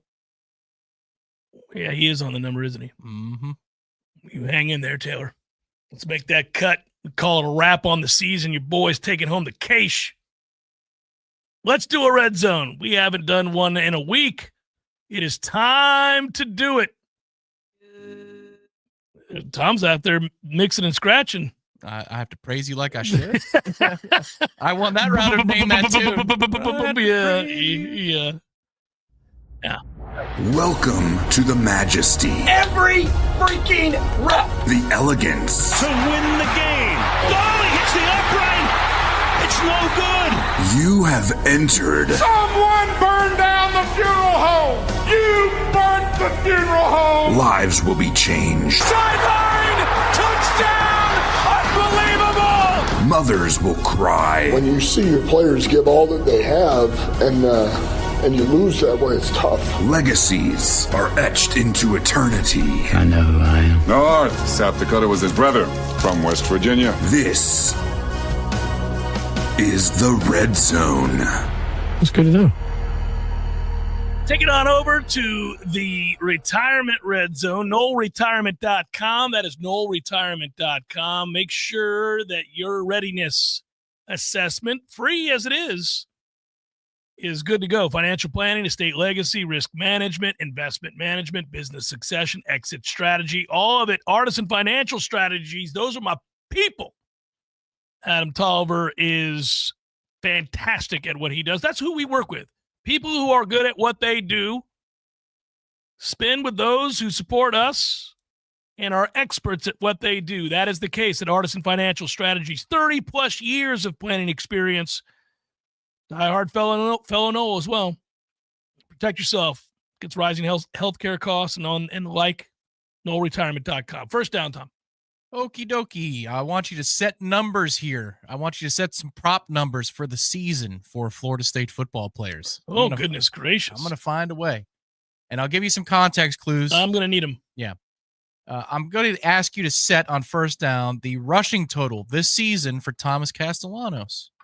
And for context, before you go there, I already know he had over 1,000 yards rushing one season, so that is the standard, right? That high level of rushing. 1,113 yards. That's what I was going to tell you. I remembered that last year just 194. Yeah, because O'Brien tried to make him into something else. Yeah, square peg, round hole. So what will you set the number at for the season? 643. Ooh. Okay. You like that number? Feels a little light. We've got a talented running back. Okay. Chroma carrying the rock, baby. If he's at 643, one of two things have happened. Either on the optimistic side, the O-line's good, so you don't need his legs as much, or on the pessimistic side, he got hurt. No, you're good. So you're clearly going over. I think if he rushes for 600 yards and you have a couple of guys that are 700 and 800 or whatever, we're good. I think they will abuse his legs, and I think they should. Well, I'd run him into the ground. Who cares if he's not here after next year? Let's go. Run him into the ground. That's why you brought him in. You didn't bring him in because he's a prolific, accurate passer. Right. You brought him in to run his ass into the ground. So I hope I'm way off on that. But, I got to see it. Need you to set a number on second down for Deuce Robinson.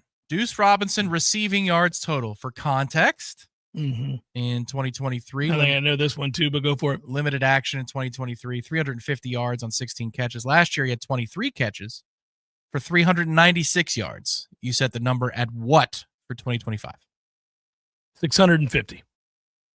Okay. You feel better about that one? Yeah, I do. That's a legitimate season. Yeah, I think he's going to have a legitimate season. All right. I think he's going to be kind of the home run hitter once we establish the run.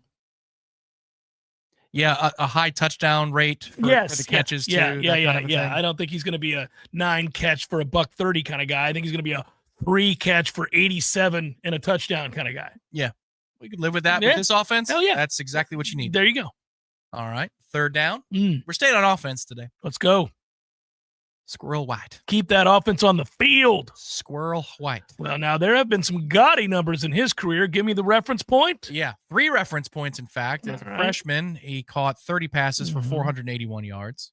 Then the big season, 67 catches. Yeah. Holy smokes. That's when that offense was humming, man. For 803 yards. Yeah. So a lot of these dink and dunkers. And then last year with the injury concerns that are lingering, he needs to be healthy, and that's part of your task here. It's tough. 34 catches, 381 yards. I'm going to set it at 400. Oh, okay. All right. Is it for a good reason? I just think, Is it because Hakeem's going to emerge? I think we're going to have 3 guys that we're throwing to here, not 2. So, yeah, there's a little bit of that. Okay. That one hurt a You're little going way over 400. I see you.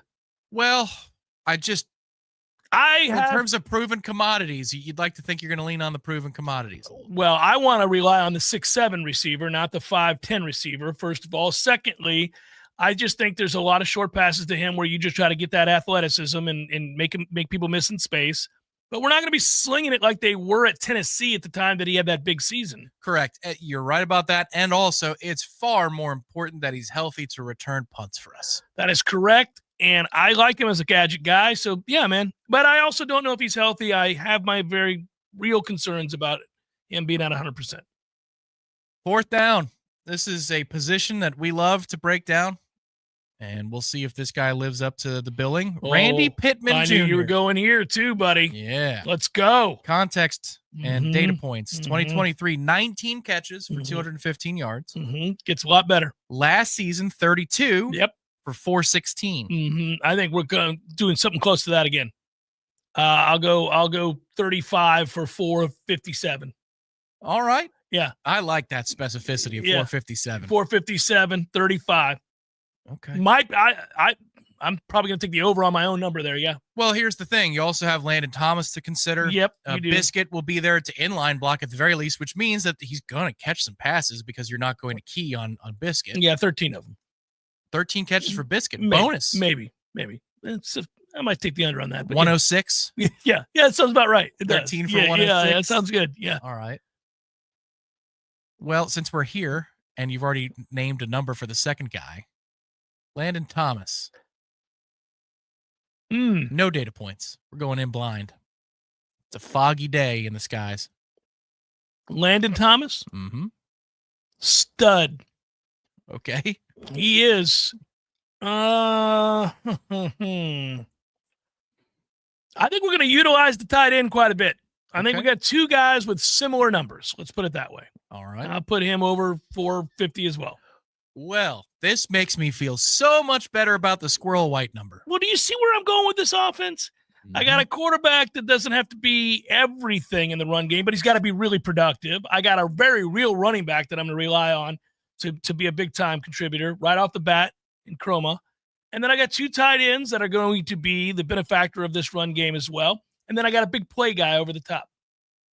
Are you trying to tell me you want to put a number out there for Chroma, or are we going to wait on that? No, we're going to wait on it.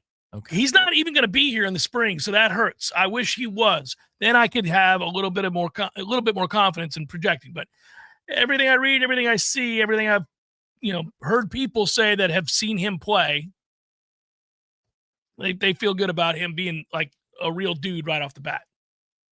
Good, because let's be honest, that was some nonsense last year. Our running backs were garbage. Well, we had a good one who was a veteran who they'd come off the field. 3 carries, 21 yards. See you in the fourth quarter, Lawrence. Thanks for the 21 yards. I'll never understand it. I'm not taking a shot at the running backs, plural. There were some backs that were less than impressive last year, but you're right. Toafili should have been used frequently, certainly more often than he was. But it still would not have been a prolific season because the offensive line was garbage. All right, guys, we got 3 first downs of that drive before the punt. Feeling pretty good about the rhythm. Let's mass substitute. We're going to get Jaylen Brown out there. He's going to be blocking for Hakeem. And I'm feeling Sam Singleton for this drive. What say you guys, right? Anybody on the radio want to say anything? Was that a sigh I heard? Sure, Coach. Really frustrated me. Jalen, he'll land the block this time. He'll seal it for Hakeem, I believe. Trailer Swift, I'm going to answer your question here. I'm going to guess that it's pretty damn good. Probably better than our situation, if I'm being honest, because of the IPTAY fund. For the listeners out there who don't have visuals, he's asking about Clemson's NIL relative to Florida State's NIL. So I thought we were having a casual conversation. Yeah, what am I doing? It's a radio show, dummy. Trailer Swift asked, what is Clemson's NIL like compared to FSU's? Genuinely curious as to how much Dabo gets from his fellow members of the Cape and Pistol Society. And that is funny. What I would tell you is that I don't know the answer to that. I know that Florida State had a top 10, top 12 NIL. We know what the Battle's End was. We know what the Battle's End has done. This is all changing now in college football. And we're going to have to reassess what these collectives do and how they're utilized and their roles. And so I don't know what it's going to look like moving forward. They weren't as prolific or efficient as we were as this space emerged. Florida State struck quickly thanks to the Battle's End. They did a phenomenal job. It is one of the reasons, very big reason, that they went 12-0. in the 13-1 campaign. That was largely on the back of the ability to re-sign your best players and bring in some key players in the portal. We all know that the Battle's End was prolific, and that's why we celebrated it as much as we did. And we were thankful that existed, that group came in at a time when they were sorely needed. But again, the landscape is changing all the time, and we're still kind of iffy for any of these collectives, not just ours, as to their role. What some of these things are being brought in-house. Others are doing kind of marketing outside of whatever the house money is going to provide for the salary cap, for lack of a better term. And so we're figuring it. We're figuring it all out. So but my guess is that Clemson's going to be in a really good position because they have the IPTAY fund and they are really loyal, solid contributors, fully endowed scholarships across the board. They're doing fine. Always have been. And just a footnote for Cape and Pistol Society, the new season of Righteous Gemstones, unrelated note. That is correct. I just saw the preview last night. 2 Sundays from now. Yeah. Let's get it on. It's going to be fantastic. Let's come back and wrap up the hour momentarily. It's the Jeff Cameron Show, 93.3 Real Talk Radio, Warchant TV. Your local news now. A Tallahassee-based realtor was sentenced to 14 months in prison this week for not filing his income tax returns. Sedita Charles Kaysen, 59 years old.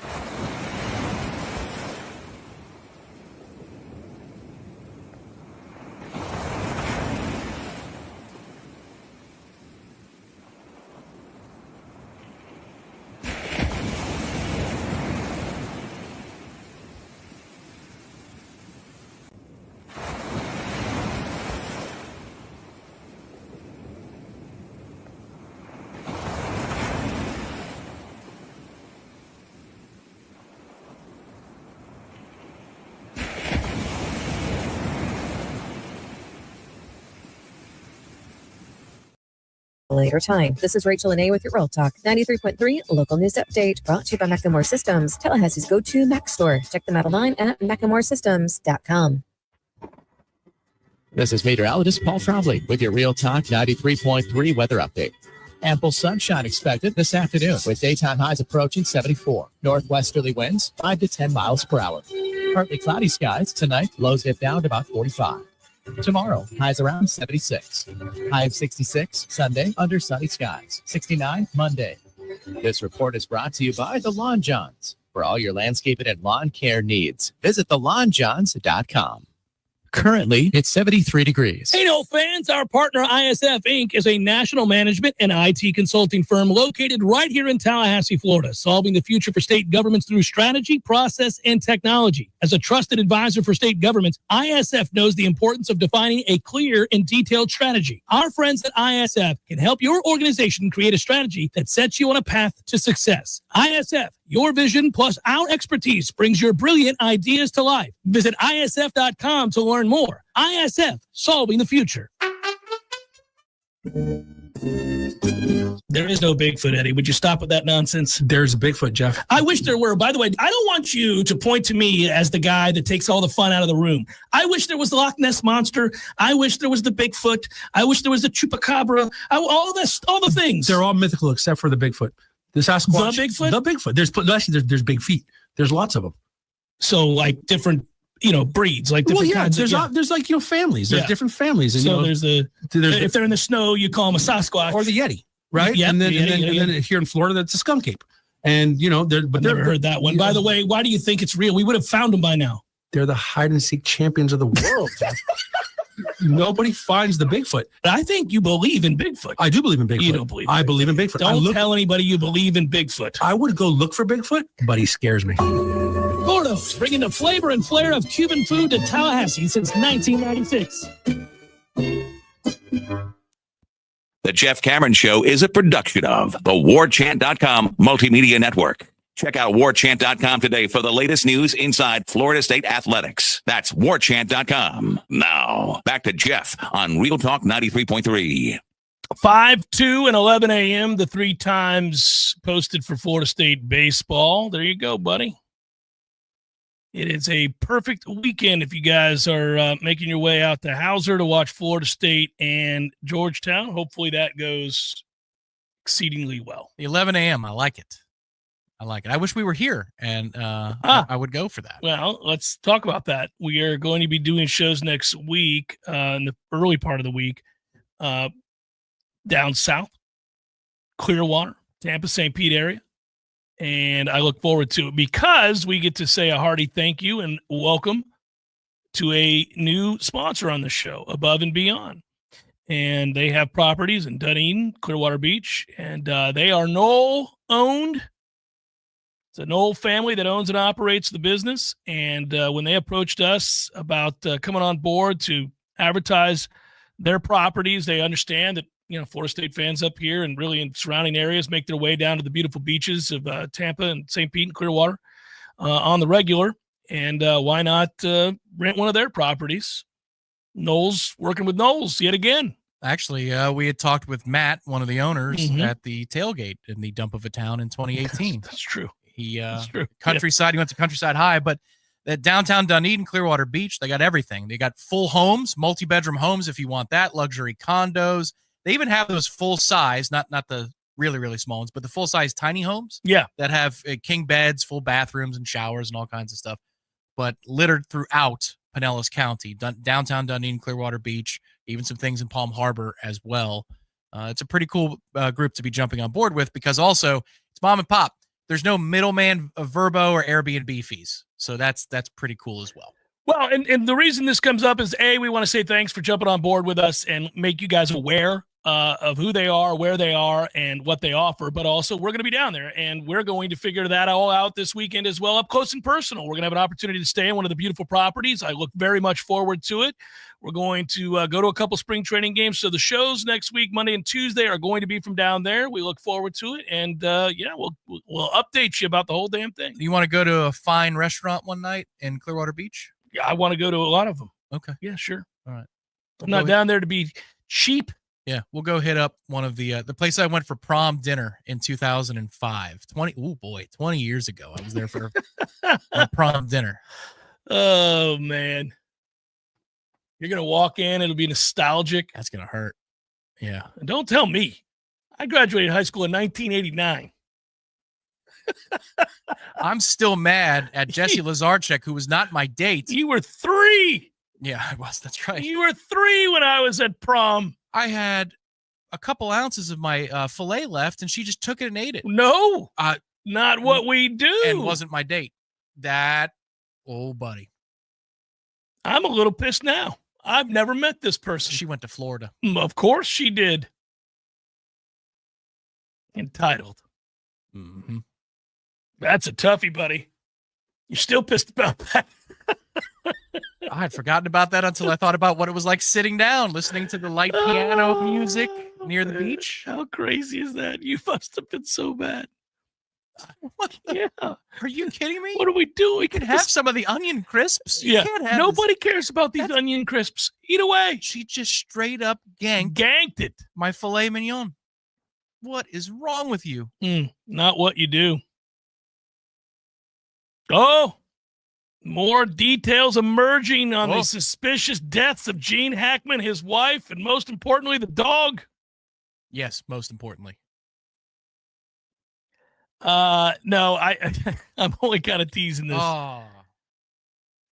Still remains unclear how they died. That's what you want to know. That's what I want to know. I'll tell you the other thing that you want to know. This always happens. So they're doing the toxicology test. They're looking into all this. We already know that.